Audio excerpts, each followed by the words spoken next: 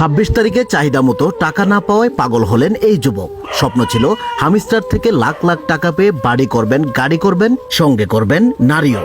কিন্তু ভাগ্যের কি নির্মম পরিহাস, যেখানে পাওয়ার কথা 80 লাখ টাকা, সেখানে 800 টাকা না পেয়েও পাগল হয়ে ঘুরছে রাস্তায় রাস্তায় এই যুবক। চলো না কে এমবি শেষ এই এমবি বলুন আমার এই মোবাইল এমবি ভরে দেন জুতা এমবি ভরা যাবো না তো জুতা জান আরে এমবি ভরে দেন জুতা এমবি ভরা যাবো না জান জুতা এমবি ভরা যাবো না জান। শুধু তাই নয়, হামিস্টারের সেই টেপ টেপ করার ঘোরও যেন কাটেনি এই পাগলের। অবশেষে মোবাইল না পেয়ে কুড়িয়ে পাওয়া জুতাকেই যেন মোবাইল হিসাবে ব্যবহার করছে এই পাগল। এটা চলতেছে